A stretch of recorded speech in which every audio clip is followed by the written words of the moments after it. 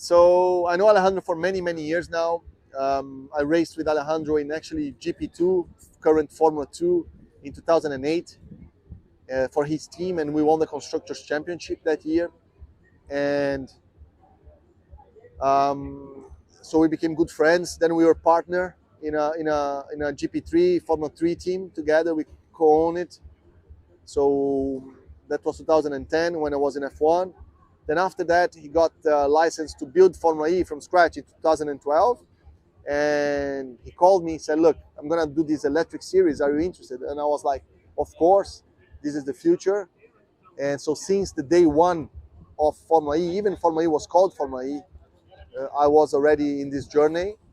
And it was 10 years last year in July. So this July will be 11 years I'm in the Formula E, with Formula E in my mind.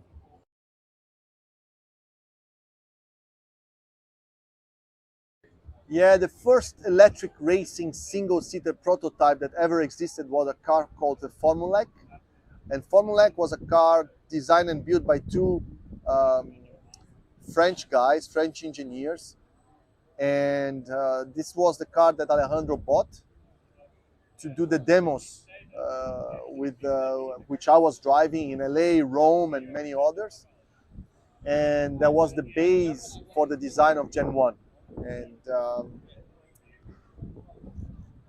that car still exists and still fast. I think it has still 350 horsepower. It's a very interesting car and was very, very ahead of its time.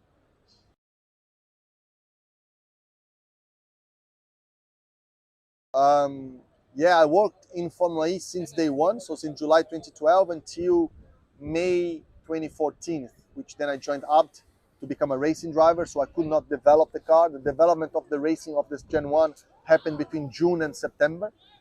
So it was done by a few other drivers. I never had the chance to develop, but I was the first one to drive it in events like Vegas and so on.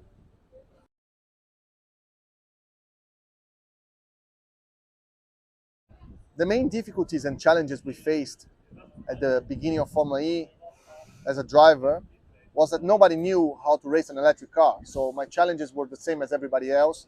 Try to manage the energy, try to manage the temperature of the motor, of the car, of the tires.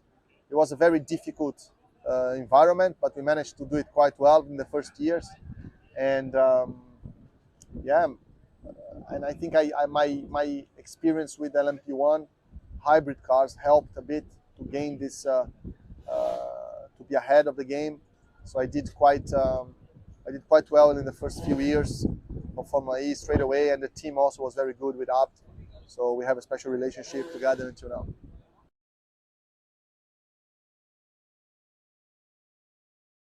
Yeah, I created. So when I was working Formula E, I created this championship drivers program. So we created a program in which, if the teams hire drivers that finish top three in FIA championships like Formula 3, Formula 2, Formula 1, or ex Formula 1 drivers, so you needed to have a certain level of quality and a few FIA points. If the team hired those drivers, the teams will get a discount on some of the items. So there was a benefit, a financial incentive for the team to hire these top drivers because we wanted the best drivers out there. And that worked pretty well because in the first year, the driver lineup already counted with drivers like Da Costa, Buemi, Verne, Bird, the drivers which are driving in front now. They were in the championship since the beginning. And it's good to see that, and it was a good move because then we never had paid drivers, we never had bad drivers. The level for me has been always very high.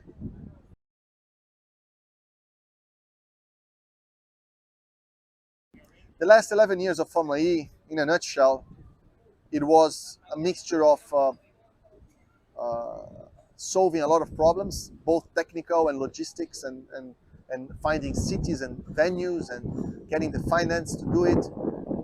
But at the same time, a lot of enjoyment to push something, to see a company which started really with three people, me, Alberto, and Alejandro, become this 200 people monster, a $100 million valuation company. After a few years, so many manufacturers, so many drivers, so many histories.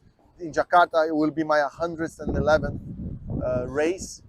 I've been to every race, and I raced in at least I drove every single track in every single race.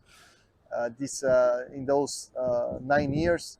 So for me also it's a not only as a driver but as a business, a success story that I bet, and it ended up quite well. For me, it was great bringing sponsors, bringing teams, bringing drivers, helping to develop the series to the level that it is today, creating jobs for hundreds, maybe thousands of people that live out of motorsport, that are passionate about motorsport, also for drivers that probably wouldn't have a professional career if it was not for Formula E, or probably would be somewhere else.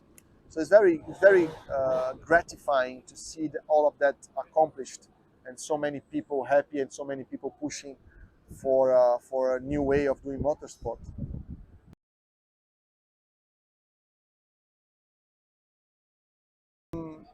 I think the series in 10 years' time is either 10 times bigger than it is today or dead. There is no, I think there is no middle ground. I think either the series grows a lot or it will not sustain itself, because then electric will not be a novelty anymore. Electric will be just normal. So if the series becomes really global, really big, or I think the novelty of sustainability and the novelty of electric will not hold the series enough. But I think the probability of it surviving is much higher than it collapses. Not a 50-50 chance.